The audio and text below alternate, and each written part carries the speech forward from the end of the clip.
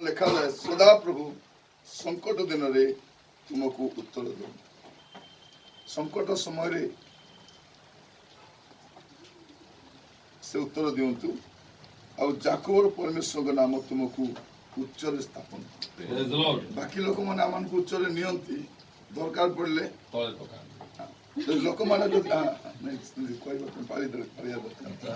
କହିବାର ଉଦ୍ଦେଶ୍ୟ କଣ ଯେ ଯେତେବେଳେ ଲୋକମାନେ ଆମକୁ ମିଶିକରି ଉଠାନ୍ତି ବେଳେବେଳେ ସେମାନେ ହାତ ବି ଛାଡ଼ି ଦିଅନ୍ତି, କିନ୍ତୁ ପ୍ରଭୁଙ୍କର ହାତ କେବେ କାହାକୁ ତଳେ ପକାଇବେ, କାରଣ ପ୍ରଭୁଙ୍କର ହାତ ଉଠାଇବା ପାଇଁ ଅଛି। ପ୍ରଭୁଙ୍କ ହାତ ନଈ ପଡ଼ିବା ଲୋକ ତଳି ଧରିବା ପାଇଁ ଅଛି, ଆଉ ସେଇ ହାତ ଭାଇଙ୍କୁ ଉଚ୍ଚରେ ସ୍ଥାପନ କରୁ। ସେ ପବିତ୍ର ସ୍ଥାନରୁ ତୁମକୁ ସାହାଯ୍ୟ ପଠାନ୍ତୁ।